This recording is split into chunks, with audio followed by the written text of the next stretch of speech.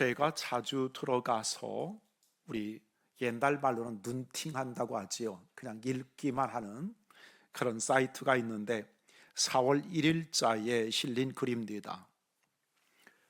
제 얘기가 아니고 어떤 분의 얘기입니다. 어제 저녁에 작은 누님께 전화를 걸었습니다.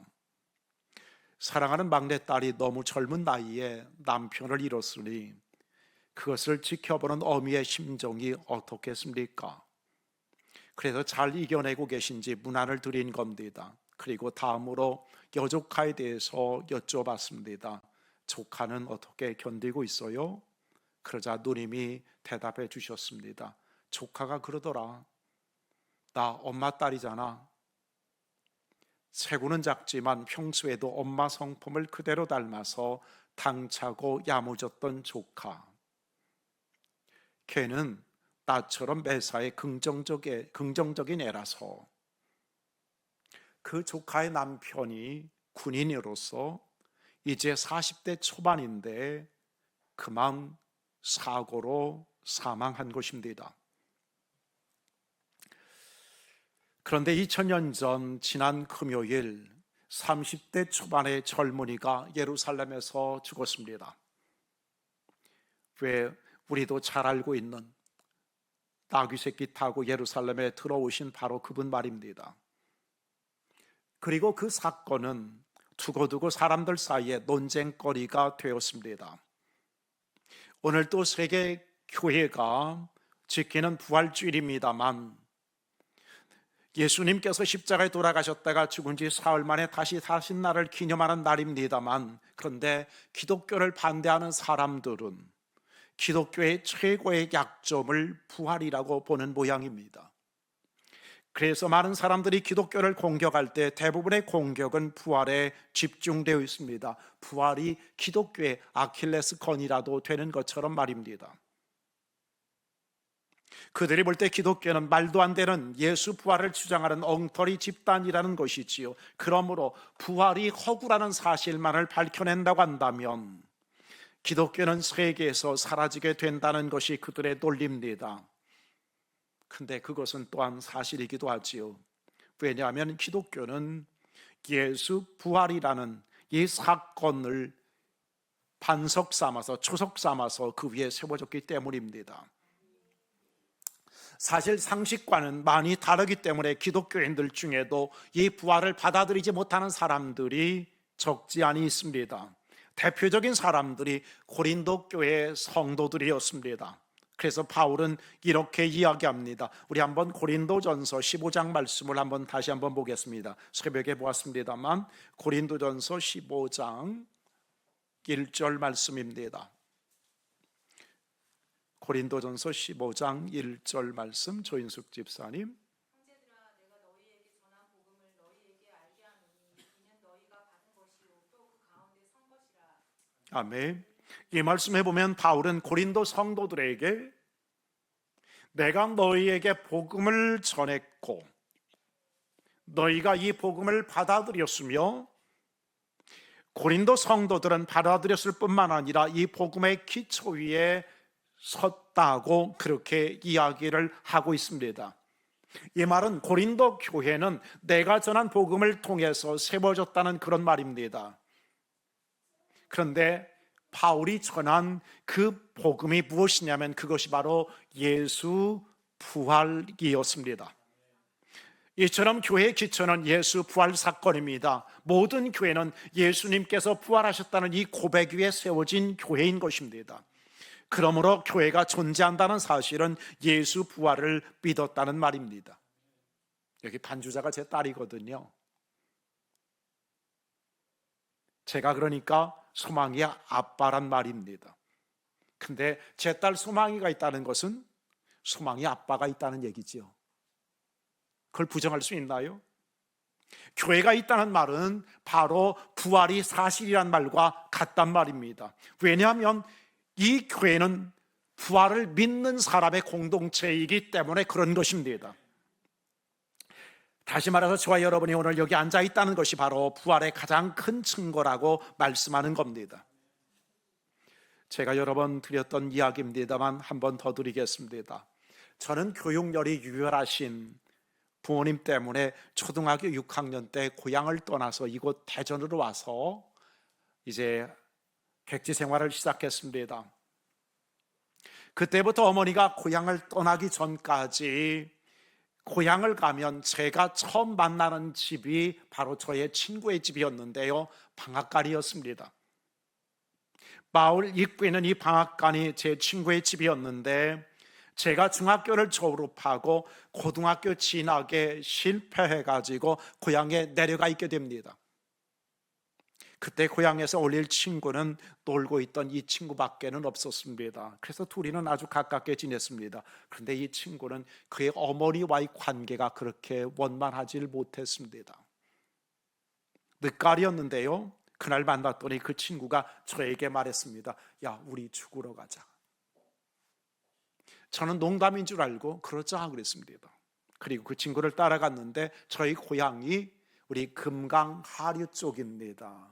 네, 우리가 따라간 그곳은 물이 돌아가는 그런 곳이라서 굉장히 좀 위험한 그런 장소였습니다. 그 친구가 말하기를 여기 우리 빠져 죽자고 그렇게 말합니다. 그런데 저는 아직 교회 다니기 전이었지만 죽을 이유도 죽을 생각도 없었습니다. 바지를 무릎 위로 걷어 올리고 조금 들어가다가 바지가 젖을 것 같아서 얼른 올라왔습니다. 죽을 놈이 바지 젖을 걸 뭘 생각하겠습니까? 그런데 이 친구는 알고 보니 상당히 심각했던 것입니다. 자신의 윗옷을 벗어서 윗도리를 이렇게 딱 벗어가지고요, 이거 벗으면 좀 추할 것 같아서 제가 일부러 준비를 해왔습니다.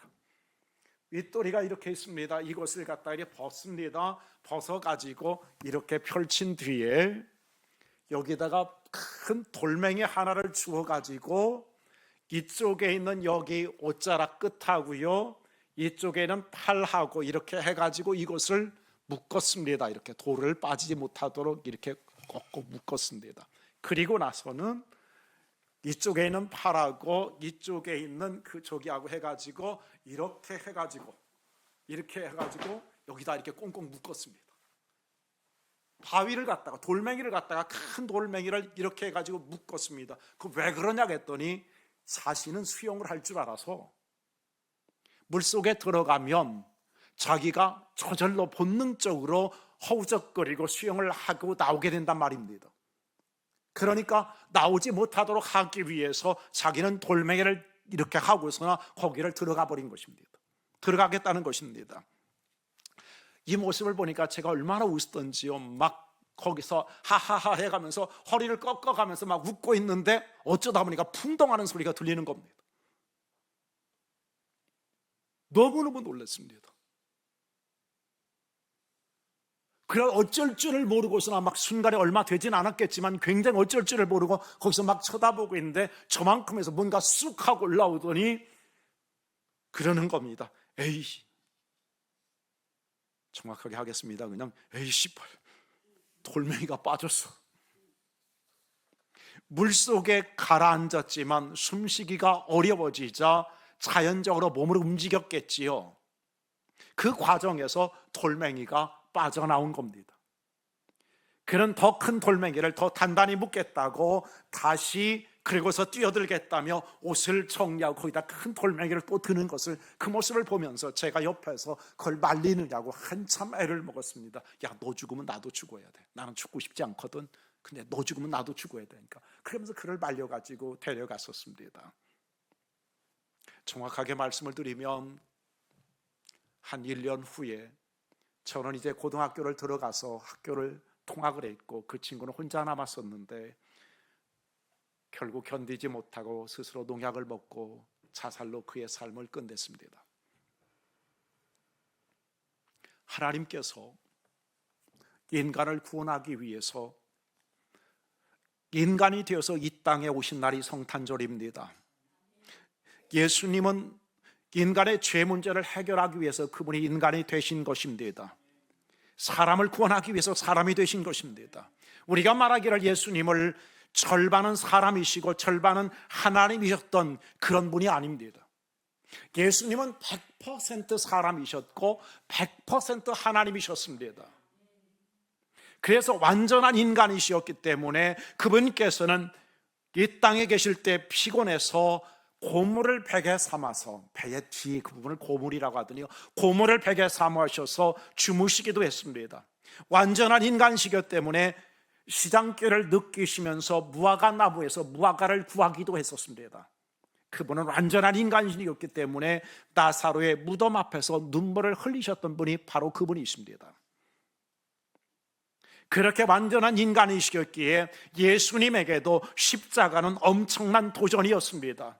주님께서는 십자가는 너무 힘든 것이기에 주님 그렇게 기도하셨잖아요. 할 수 있거든 이 잔을 옮겨달라고, 내가 이 잔을 마시지 않더라도 될 수 있도록 해달라고 주님께서는 그렇게 하나님 앞에 심한 통곡과 눈물로 기도하셨습니다.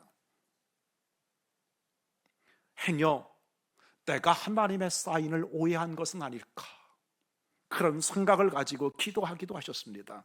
그러다가도 내 뜻대로 마옵시고 아버지의 뜻대로 되기를 원합니다 하시면서 결국 그분께서는 십자가를 지시는 겁니다.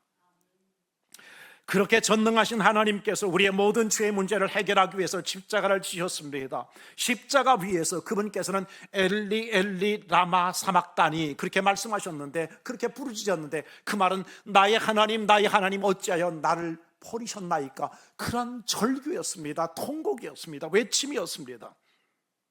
그렇게 창조주 하나님께서 십자가 위에서 우리를 위해서 물과 피를 쏟으신 겁니다.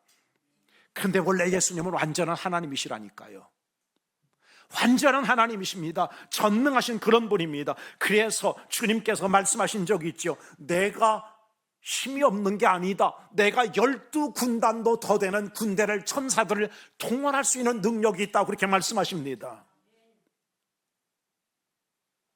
그런 주님께서 친히 자신의 손발을 묶으시고 그렇게 하시고 십자가에 달리신 것입니다. 행여나 인간적인 생각으로 그 능력을 사용하실까 봐서 자신의 손발을 스스로 묶으신 것입니다. 그리고 십자가 위에서 우리의 무거운 죄짐을 담당하시려고 물과 피를 쏟으신 것이 주님의 십자가 사건입니다. 쭉 늘어진 그의 시신은 그를 흠모하던 사람들과 여인들에 의해서 장사됩니다. 그리고 3일이 지난 주일 아침이었습니다.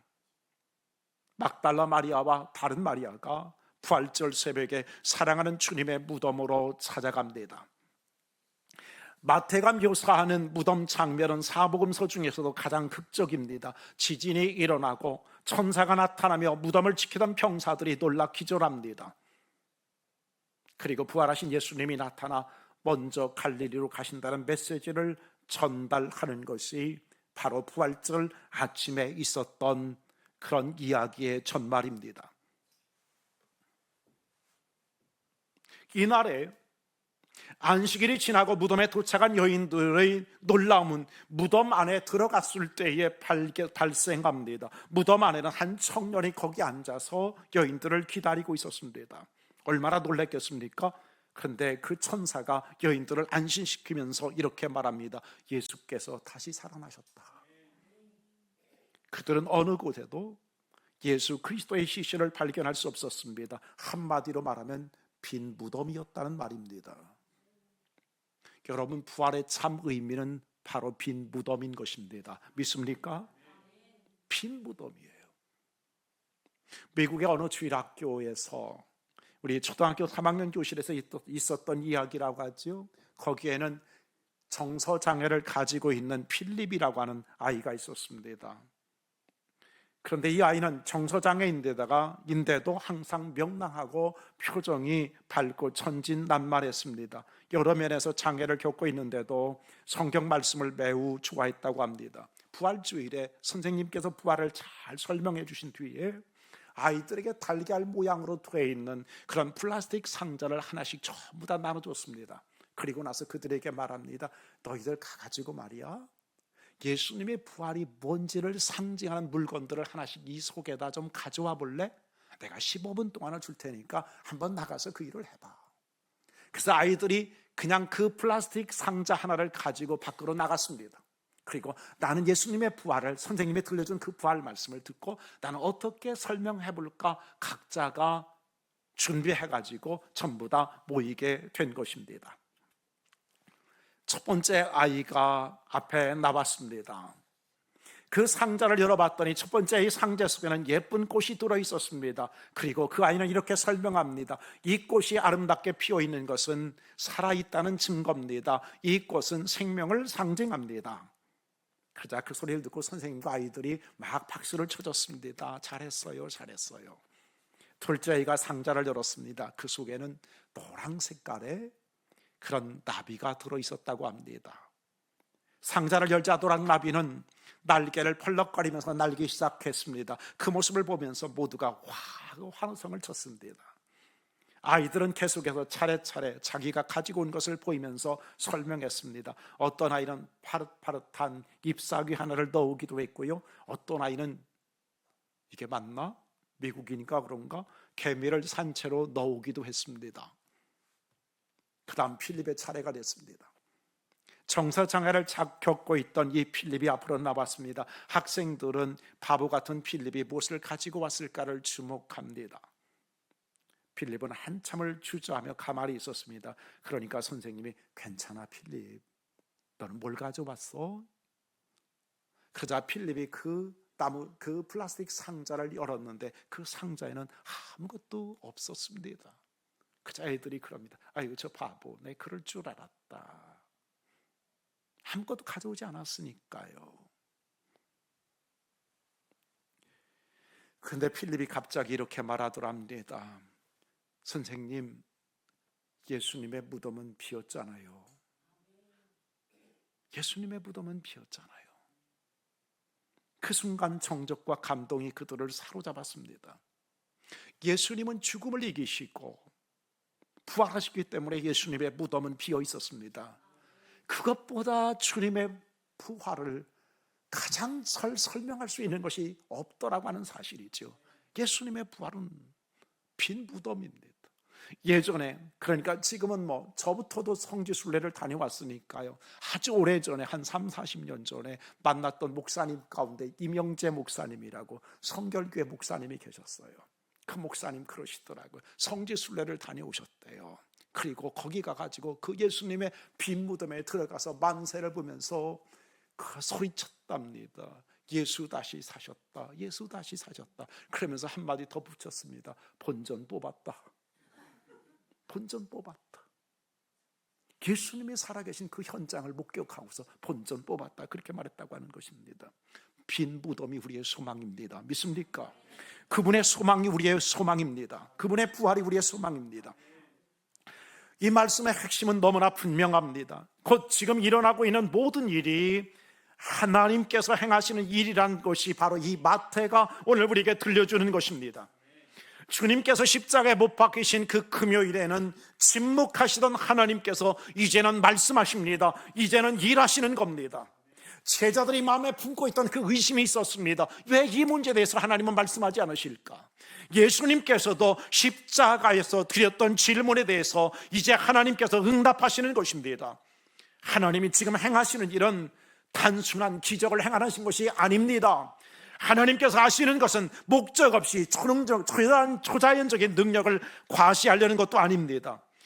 예수님에게 특별한 호의를 베푸시는 것도 아닙니다.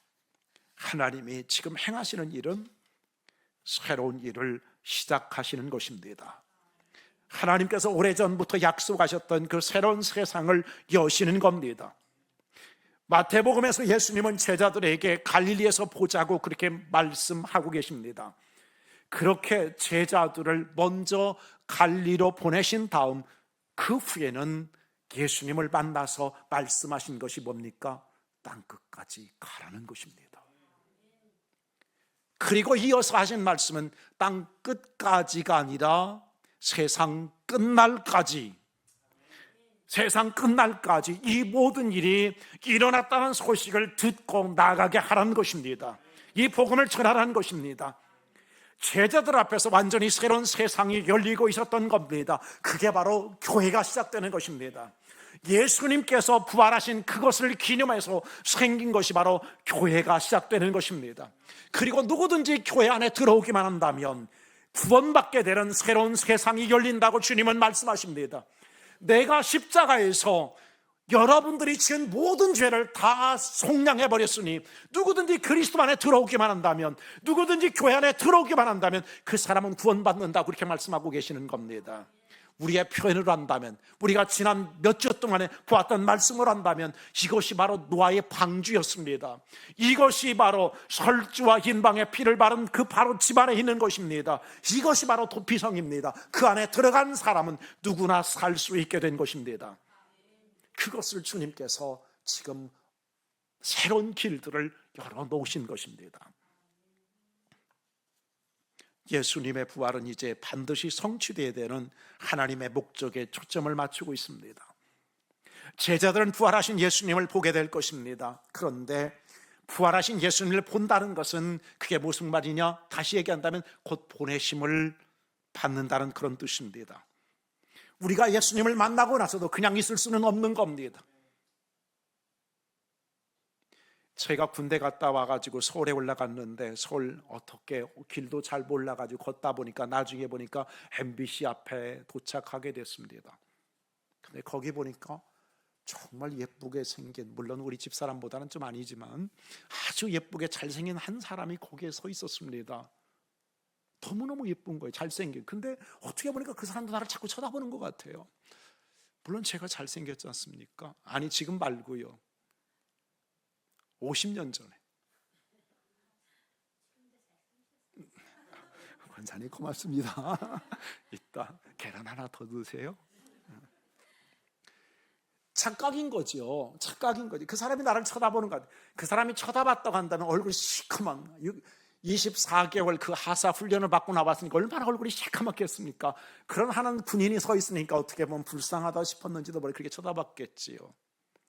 진짜 잘생겼다, 저 사람이 누군가, 그렇게 생각했는데 나중에 지나고 나서 보니까 그게 김자옥 씨였습니다.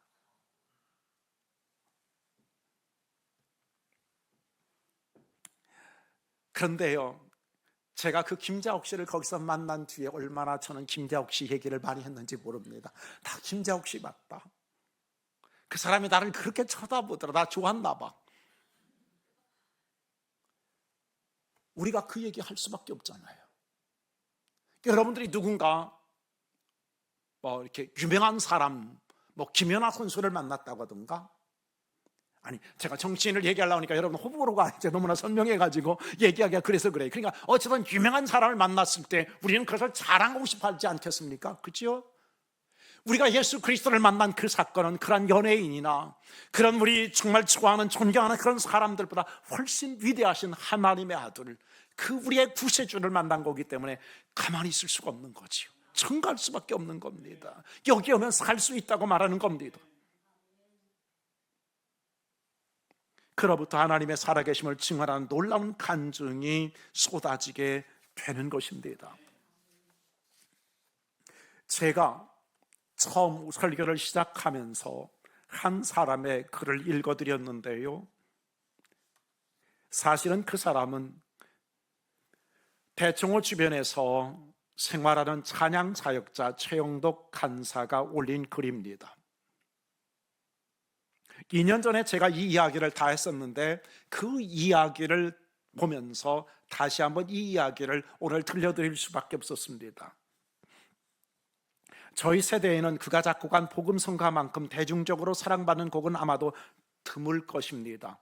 낮엔 해처럼 밤엔 달처럼, 내가 먼저 손 내밀지 못하고, 또 내게 주어진 이 하루를 감사합니다, 나의 등 뒤에서, 갈릴리 마을 그 숲속에서, 이 세상은 날이 갈수록, 그런 것들, 내가 걷는 이 길이 하는 그런 찬양들 있지 않습니까? 정말 주옥 같은, 저희 세대는 주옥 같은 그런 복음성가들이었습니다. 이 최영덕은 대학교 3학년이던 때에 시험이 들어 하나님을 잠시 떠났었다고 합니다. 그에게는 엄마와 같은 존재로 많이 의지했던 작은 누님이 20살에 결혼을 했습니다. 그는 포항 사람인데 전남 해남으로 시집을 가서 이른 나이에 3남매를 둔 엄마가 됩니다. 그런데 매형이 33세 젊은 나이로 세상을 떠나면서 이 누님이 30살의 청상 과부가 됩니다. 기가 막힌 일 아닙니까? 33세 과부가 됐는데 그에게 딸린 자식이 3명이나 됐습니다. 문제는 시댁도 너무나 가난했습니다. 시댁에서 어린아이 셋에 과부된 며느리에게 해주었던 것이 소 한 마리를 판 돈뿐이었다고 합니다. 그래서 작은 누님네 식구들은 대구의 반야월로 이사를 했는데 워낙 가진 것이 없었습니다. 소 한 마리 판 돈으로 오래된 작은 만화가게 하나를 얻었는데 정말 돈이 안 됐다고 합니다. 친정 부모님도 도와주지를 않았습니다. 사실 이 최용덕과 지금 말하고 있는 그 누나는 많은 형제 가운데 다른 형제들과는 배다른 형제들이었습니다. 게다가 부모님이 반대하는 신앙생활을 하고 있었기 때문에 미움을 더 많이 받고 있었던 것입니다. 누나는 어린 아이들 셋을 데리고 발버둥을 쳐도 먹고 살 길이 막막하기만 했습니다. 대학교 3학년 복학생인 최용덕이 누님의 가족을 위해서 해줄 수 있는 것은 아무것도 없었습니다. 이 최용덕이 하나님께 열심히 부르짖어도 길은 전혀 열리지 않는 것 같았습니다. 그런 무심한 하나님을 보면서 그는 어느 날 분노가 치밀어 하나님께 소리쳤습니다. 하나님, 우리 남매에게 진짜 이러시면 안 되는 거잖아요. 우리 남매에게 진짜 이러시면 안 되는 거잖아요. 우리 가족들 중에 우리 둘만 교회 다니는데 어떻게 이런 시련을 주십니까? 도무지 이해가 안 됐습니다. 받아들이기 어려운 시련들이었습니다. 기도를 해도 도대체 길이 보이지 않자 참다 결국 사고를 쳤습니다. 에이쌍 하고 하나님을 떠난 것입니다. 제 말이 아니라 그의 간증에 기록된 말 그대로입니다. 하나님을 향한 원망과 증오의 마음으로 분노해서 하나님께 대들고 아무렇게나 막 살아갔습니다. 그동안 예수 믿는다고 못해봤던 허랑방탕한 짓거리들도 마음껏 하며 살았습니다. 근데 제가 이 사람을 잘 알고 있거든요. 이 사람을 가서 만난 적도 있거든요. 저와 성격이 좀 비슷한 그런 측면이 있는 친구입니다. 제가 볼 때 이 친구 지금 지가 허랑방탕하고 다 했다고 하는데 제가 볼 때 기껏해야 술 좀 먹었고 담배 좀 핀 것 그 정도였을 겁니다. 그러던 어느 날 새벽 문득 정신을 차렸습니다. 습관적으로 책장에서 거기에 있는 성경을 꺼내서 읽기 시작했습니다. 그때 눈앞에 펼쳐진 말씀이 히브리서 13장 5절 6절이었습니다. 히브리서 13장 5절 6절 말씀을 한번 펴보겠습니다.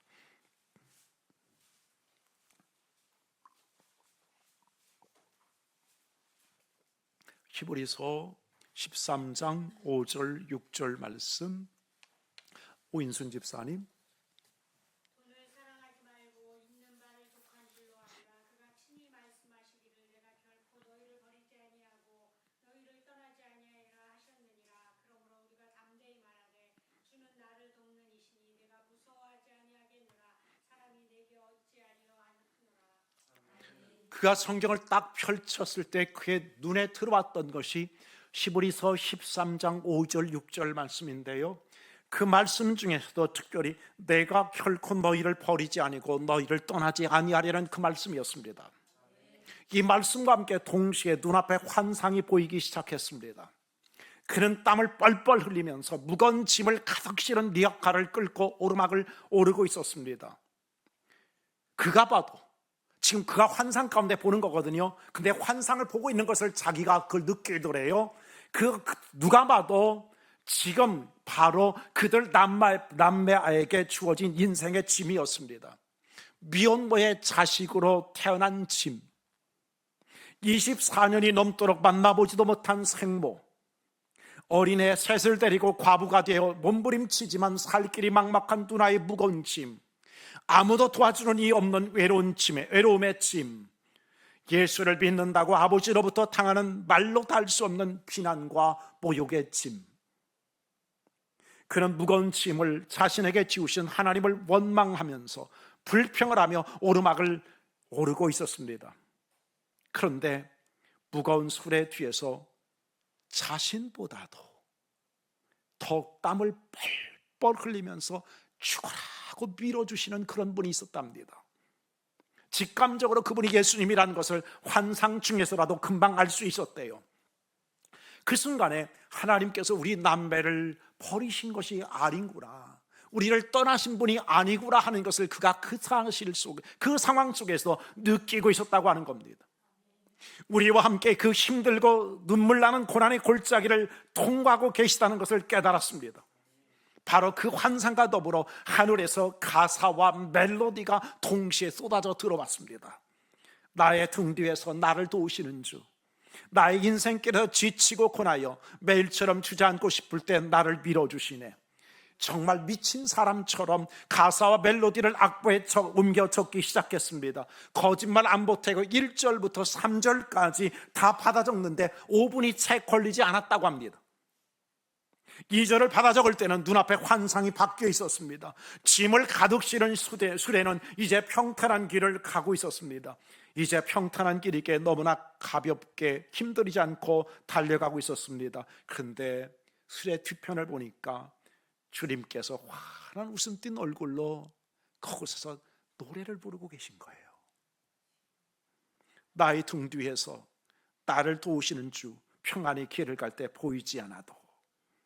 그 주님의 모습을 환상하러 보면서 2절을 마저 적어놨습니다. 지치고 고나여 넘어질 때도 다가와 손 내미시네. 일어나 걸어라, 내가 새 힘을 주리니 일어나 걸어라, 내 너를 도우리. 3절을 받아 적을 때는 정말 꺽꺽거리며 엉엉 울었습니다. 3절에는 때때로 뒤돌아보면 이라는 그런 단어가 있습니다. 이 표현이 있는데 이것은 바로 하나님을 떠나 허랑방탕했던 그 시절을 두고 한 고백이라고 합니다. 그렇게 하나님의 큰 은총을 입었지만 눈앞에 닥친 시련 하나 때문에 하나님을 배신하고 있었던 겁니다. 하나님을 저버리고 원수노도를 하며 원망하고 불평하며 망나니로 살아가고 있었던 겁니다. 문득 예전에 잃었던 성경의 약속이 생각났습니다. 나는 너를 절대로 떠나지 않고 결단코 버리지 않는다는 그 말씀입니다. 하나님의 은혜를 저버리고 이렇게 더럽게 살고 있는데 설마 하나님께서 그런 약속을 지키시겠어? 나는 틀림없이 아웃일 거야, 이젠 용도 폐기 처분일 거야, 그렇게 생각했었는데 말입니다. 그렇게 절망하고 혹시 하고 돌아봤을 때 놀랍게도 주님께서 여전히 계신 것이 환상으로 보였다고 합니다. 너무도 인자한 그런 표정으로 빙긋이 웃으시며 넘어진 그에게 손을 내밀고 계셨습니다. 이놈아, 내가 너를 절대로 떠나지 않는다고 했잖니. 네가 나를 배반하고 떠날 수는 있어도 나는 택한 백성을 포기하지 않는다, 버리지 않는다. 네가 나를 100번 1000번 배반하고 떠나도 나는 너에게 100번 1000번의 기회를 줄 것이다. 다시 일어나라, 힘을 내서 다시 걸어가자. 하나님 포기하지 않으신답니다. 그 원수 같은 것들 있잖아요. 없나요? 우리 집만 있나? 하나님 포기하지 않으신대요.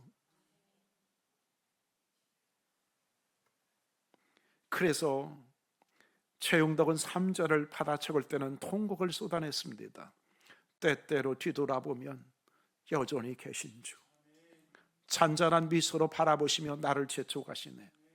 일어나 걸어라, 내가 새 힘을 주리니 일어나 걸어라, 내 너를 도우리. 최용덕은 히브리서 13장 5절에 그 주님께서 그날 새벽에 그 말씀을 통해서 다시 주님을 만나게 됩니다. 그리고 나의 등 뒤에서라는 노래가 바로 그때 받아 적은 노래라고 합니다. 그의 간증은 이렇게 계속됩니다. 우리 주님께서 지나온 세월 동안 그 약속을 신실하게 지키셨습니다. 우리 누님과 삼남매는 굶어 죽지 않았습니다. 아니, 아주 멋진 사회인으로 하나님을 잘 섬기는 신실한 성도들로 잘 성장했습니다. 큰아들은 전교 1, 2등을 다투는 실력으로 서울의 Y대에 성적 상학생으로 들어갔습니다. 아마 Y대는 여러분이 상상하는 그 대학일 것 같은데 어떤 대학이라고 명확하게 하지 않기 때문에 그냥 Y대라고 했습니다. 오히려 용돈까지 받으며 공부해서 가난한 엄마의 재정적인 부담을 덜어주었습니다. 근데 모두가 공부 잘하는 건 아닙니다. 공부하는 담을 쌓은 둘째는 제빵 기술로 큰 제과 회사에 입사해서 중간 간부가 되었습니다. 막내딸은 패션 쪽 전문가로 활동하다가 군인과 결혼해서 아주 행복하게 잘 살고 있습니다. 이것이 몇 년 전의 기록인데, 이것이 지난 며칠 전 4월 1일의 기록에 의하면 이분이 돌아가신 거예요. 막내딸의 남편이 이번에 군부대에서 사고가 나가지고 돌아가시게 된 거예요. 누님은 전문 미용사로서 서울 강북수위에서 작은 미용실을 합니다. 웬만한 전문 사역자 못지않게 전도자, 상담자의 삶을 살고 계십니다. 물론 한 교회 권사로 담임 목사님의 오른팔이 되어 성도들을 섬깁니다. 여러분, 이런데도 하나님을 모른다고 하시겠습니까? 이런데도 예수 부활이 가짜 뉴스라고 여러분 그렇게 말씀할 수 있겠습니까?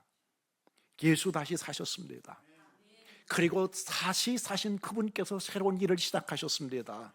하나님 나라 건설, 영혼 구원, 그것이 하나님께서 우리에게 맡겨주신 그런 사명인 것을 다시 한번 깨닫고 우리도 그 일을 위해서 최선을 다하는 우리들이 될 수 있기를 주님의 이름으로 축원합니다.